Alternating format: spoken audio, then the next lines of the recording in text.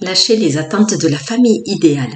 Alors c'est quoi la famille idéale? Eh bien c'est la famille que l'on projette quand on est soi-même enfant peut-être et qu'on voit des choses qu'on n'aime pas dans la famille dans laquelle on a grandi.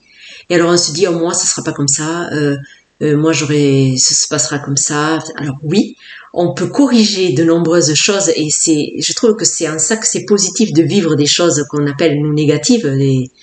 Je sais pas, par exemple, si vous avez des parents qui se disputent beaucoup, ben vous dites, moi, c'est pas ça que je veux reproduire. Donc, c'est en ça que c'est utile, au moins, que ça serve à cela, à se dire, ça n'est pas, ça n'est pas le modèle du couple que je veux reproduire. Mais, alors là, ce que je veux dire, moi, c'est la famille idéale, comment on projette chacun sa famille idéale. Évidemment, ça n'est que mon point de vue.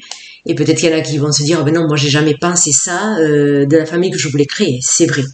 Mais non, c'est un petit partage de comment moi je me disais, la famille idéale, c'est la famille où en fait il n'y a pas de conflit. Voilà, ça c'était un peu ma projection de la famille idéale. Eh bien, sans doute parce que j'ai grandi dans une famille où il y avait des conflits, donc c'est ça que je ne voulais surtout pas.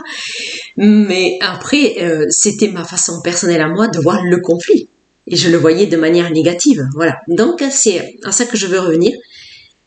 Donc, la famille idéale, donc la famille que j'ai moi-même construite, donc quand je me suis mariée et que j'ai eu mes enfants, eh bien, à certains moments, il y a des choses qui m'ont dérangée, forcément, puisque il est impossible, le modèle que je voulais moi est impossible. Il est impossible, ce modèle de zéro conflit, ça n'existe pas.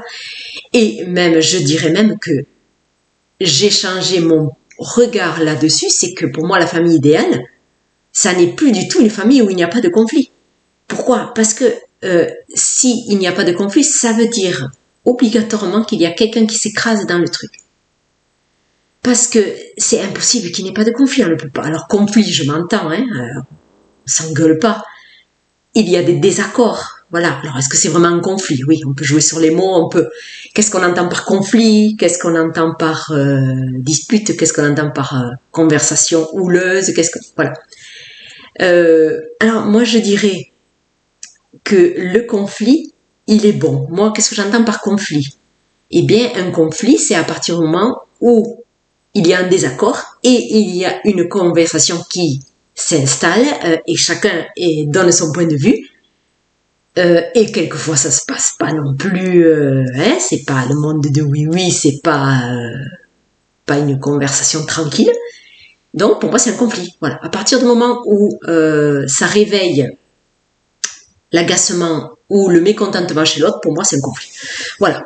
Donc, ça, moi, je l'ai accepté. Donc, il fait maintenant partie de la famille idéale, ce conflit, on va dire, hein, c'est quand même une certaine mesure, évidemment. Parce que je trouve qu'il est bon de s'affirmer. Voilà. Et s'il n'y a pas de conflit, en tout cas, si on cherche à les éviter, eh bien là, c'est pas bon du tout. Voilà. Donc, je préfère même qu'il y ait conflit plutôt que de s'écraser, ou que l'autre subisse, ou que je subisse, ou que les autres membres de la famille subissent, juste pour ne pas qu'il y ait conflit. Je trouve ça dommage. Maintenant, là, une fois qu'on peut remplacer peut-être le mot conflit par je dis ce que j'ai à dire. Voilà. Et ça n'est pas forcément conflictuel. C'est vrai aussi. On peut, voilà. Tout dépend, en fait, voilà. J'utilise mes mots et mes mots, ils ne vont pas résonner pour moi de la même manière que pour vous. Donc peut-être que conflit est un mot un peu fort. Dans ce que je veux exprimer là, moi, je dis ce que j'ai à dire et ça n'est pas forcément dans le conflit. Voilà. Mais je le dis. Voilà. Et ça provoque la réaction que ça doit provoquer chez l'autre. Voilà. Je ne suis plus dans la recherche, en tout cas, que ça ne provoque pas une forte réaction chez l'autre. Voilà. Il y a tout ça qui a évolué.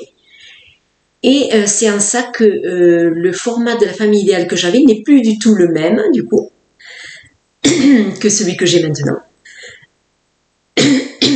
Et voilà, c'est ce que je veux dire là maintenant aussi, c'est que ma vision de la famille idéale, je n'ai même plus la recherche de la famille idéale parce que j'ai la famille que j'ai. Et j'ai surtout la compréhension que chacun a le droit de s'exprimer et que ça va s'exprimer de manière différente selon les jours, selon le moment, selon comment on est luné, les uns et les autres. Et quand on est 5, mais je peux vous dire que tout ça, c'est vivant. Hein. Un jour, c'est bien, un jour, c'est moins bien. Un jour, c'est plus harmonieux, un jour, c'est moins harmonieux.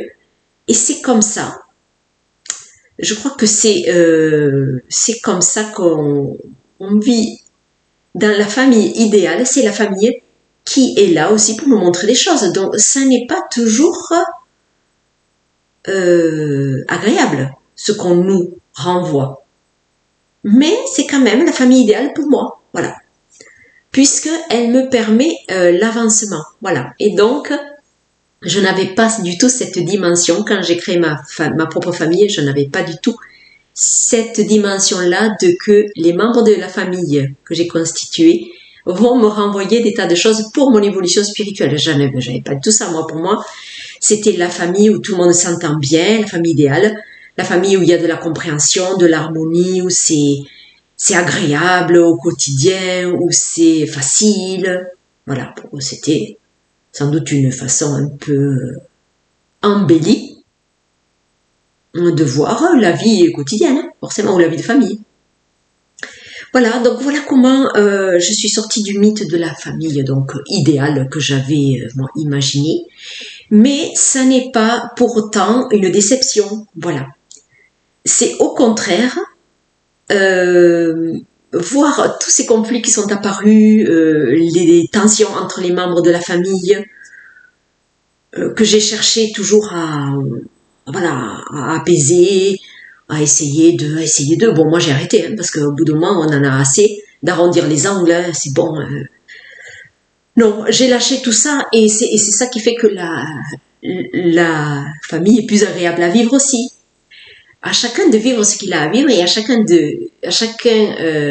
s'il y a des conflits entre deux personnes, et à chacun de s'arranger avec ça.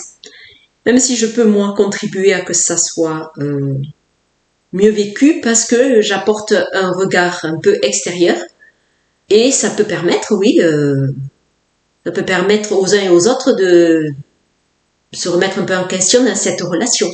Voilà, ça c'est ma contribution. Mais je ne cherche plus à éviter les conflits. S'ils doivent surgir, eh bien, ils vont surgir.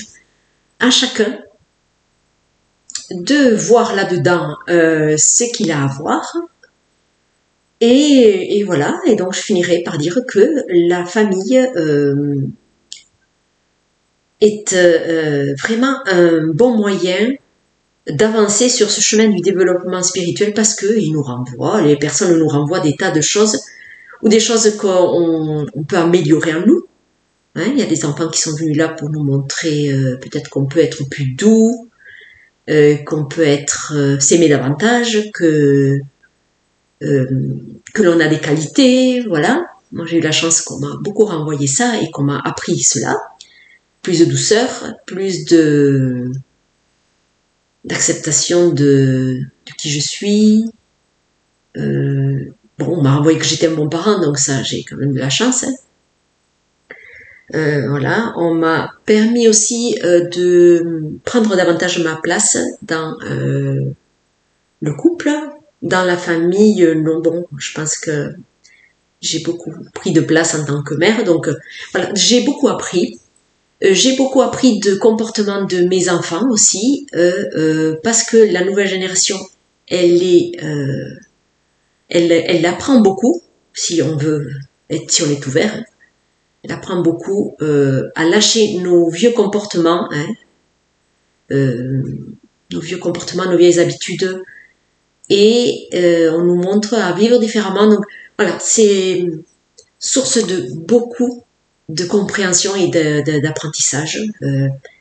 Donc voilà, pour moi, la famille idéale, je pense qu'elle est en tout cas l'idéal pour moi, même si d'un point de vue extérieur, elle n'est pas parfaite, mais comme ça n'existe pas la perfection, eh bien, tout va bien.